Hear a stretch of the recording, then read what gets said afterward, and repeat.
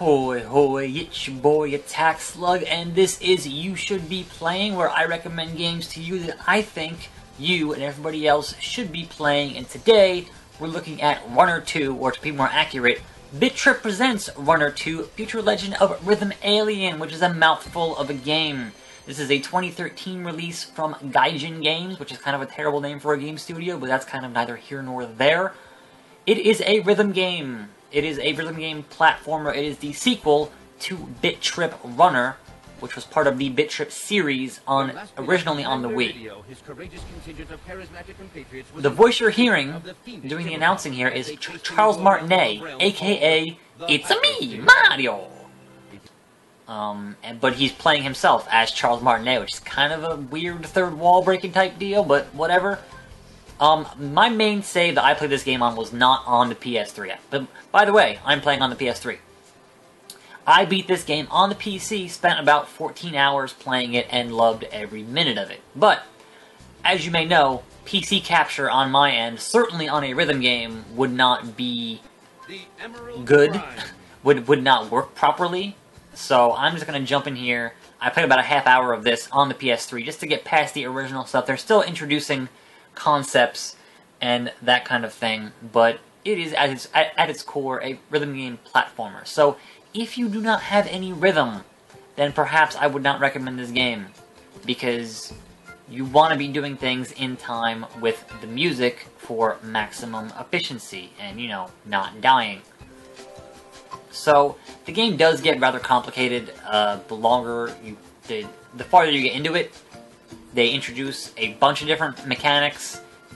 Right now, all I have is like the jump, the slide, the block, and I think that's it. Oh, and the kick. I'm sorry. So, it's not that complicated too far. There are checkpoints. So, as opposed to the first Bit.Trip game, this one has checkpoints. Now, if you're the type of person who wants to maximize your high score, you're going to jump over the checkpoint. But if you're trying to finish the stage, then certainly the checkpoint is going to be super useful. Once you kind of memorize, you know, the actual layout of a stage by playing it over and over again, then you can avoid the checkpoint and get a better score. So, this game released on a bunch of platforms. It is out on the PS3, 360, PC, Wii U, and the Vita. And I will say, as a rhythm game where the most important thing between you and the game is the latency of when you press the button to when a thing happens on your TV.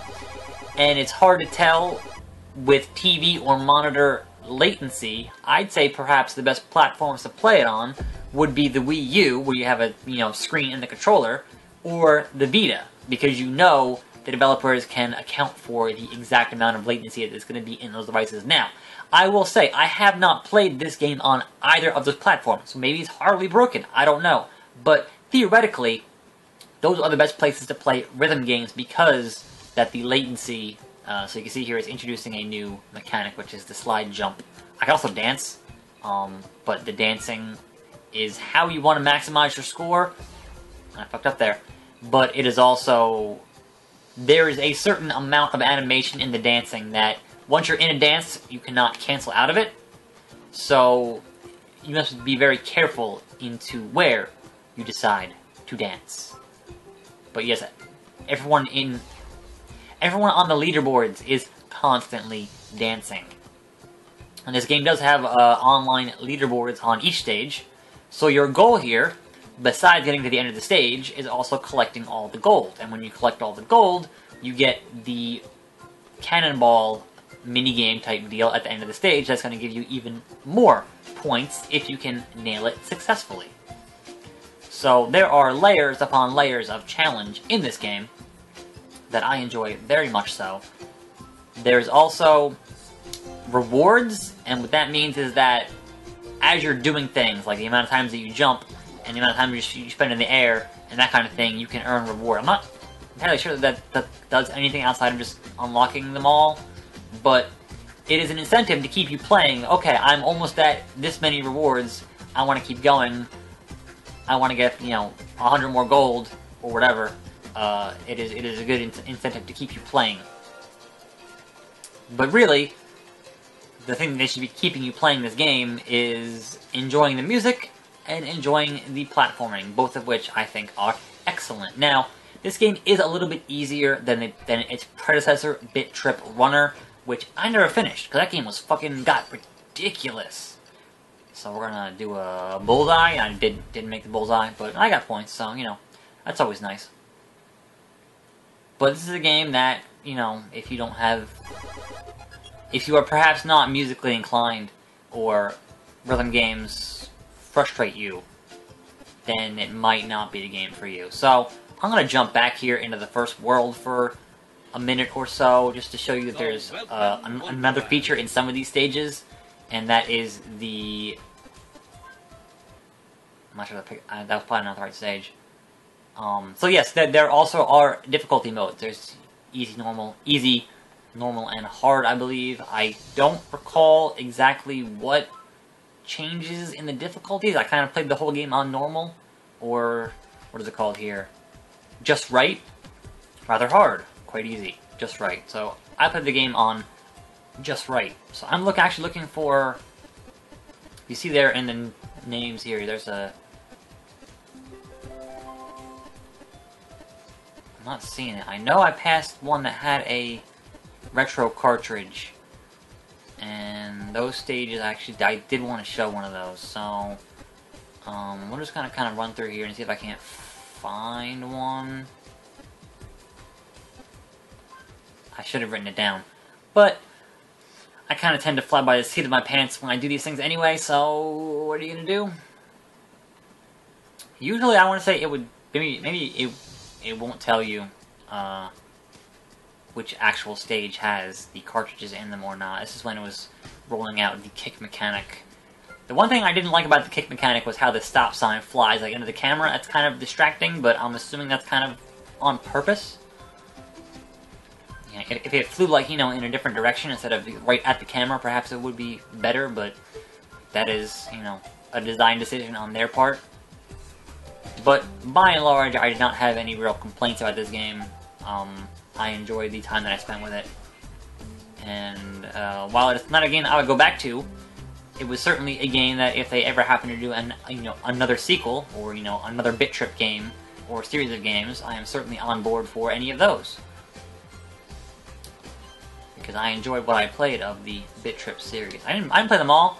I played most, or I own like 5 out of the 6. I didn't buy the collection. I own Bit.Trip Beat on like a bunch of platforms. I have it on the Wii, I have it on the PC, I have it on my phone. No, my iPod. It's, yeah, it's just one of those things where, oh, well, it's $1, and, you know, I'll buy it again because it's Bit.Trip, sure, why not? So they have certainly gotten plenty of my money. That's okay, though, because they make games that are pretty fun. So we're gonna try to figure out what I was doing. Sure, let's do Cumulonimbus Conundrum, which is a mouthful, to be honest. So there are some stages have multiple paths. As you can see, there is a Mario 3 style overworld, and you can get to multiple paths within stages, and there are keys, like this one here, that unlock things, and the keys unlock additional costumes. Or no, the keys unlock the locks, and normally the locks will give you a path that will lead you to a chest, and the chest will unlock additional costumes. There are multiple characters to be unlocked, and I fucked that up pretty royally. Okay, back to the beginning. So that's the thing, if you don't hit checkpoint, you know, or if you hit the checkpoint, it's one hit. So if you can't deal with a one-hit death, then this game's not going to be for you. But for me, I appreciated the challenge, and I appreciated that it was not as hard as the original Bit.Trip, which, man, that game was hard. I got to, like, World 2 in that. The first boss, like, whooped my ass for so long. There's my costume. New costume. Let's keep going down the hard path here, see if we can't find a... I just do want to show off the retro cartridge thing, but I got another reward there. I jumped 1,000 times because, you know, sure, that happened. That was a thing that I did. kicked 100 obstacles. Also a thing that I did. So we're just gonna stay on top here, block that shot. That didn't really do anything for us. I was hoping I would see a retro cartridge. I might just continue where I was in World 2 and see if I can't spot one, because they do get more. They're more of them the more that you move along. They get more frequent, I guess is the word I was looking for. So if you don't get all the gold, then you don't get the thing that the extra points at the end of the stage for doing the bullseye. So we're gonna back out here and go back into World 2 and see if we can't locate one of these retro carts. And once I do that, I will bail out of this video, because you will have gotten the general idea of Bit.Trip Presents Runner 2. It is the kind of thing where you can kind of tell pretty quickly whether or not it is a game you want to play. I actually got it on PS3 because it was on PS Plus. I was certainly not going to buy it again, but I'm glad they did, because now I can actually get, you know, a reliable video feed from my PS3 without having to worry about complete and utter nonsense from attempting to do a rhythm game PC capture. It's just not going to happen. It's one of the reasons that I haven't bought alright, retro. One of the reasons I have not bought or tried to capture a couple of games, because I know they're so dependent on timing, and if I have any issues with frame rate, they're just not going to be playable on trying to capture them. So, 16-bit, here we go. We are the classic Commander video, and we just died. Alright, so you can't kick the scorpions. That's an important life lesson. You cannot kick scorpions. But yes, it's got a awesome old school. Alright. It's got that chiptune soundtrack. It's got all, you know, all the things that you would appreciate in this kind of game, had it been a game back in the day. I don't know how accurate this is to actual 16-bit, but it looks good enough to me. It is quite possible that the systems of the day would not have been able to do this amount of quality, but what do I know? I'm not a programmer. So, winning, yeah, so it's purposely trying to emulate that style of game from way back in the past. So, that's going to kind of do it here for me, attackslug. This has been You Should Be Playing, and I think that Bit.Trip Presents Runner 2 Future Legend of Rhythm Alien is a game that you should be playing. So I will see you next time, right here on the channel. I am attackslug, and I'm out.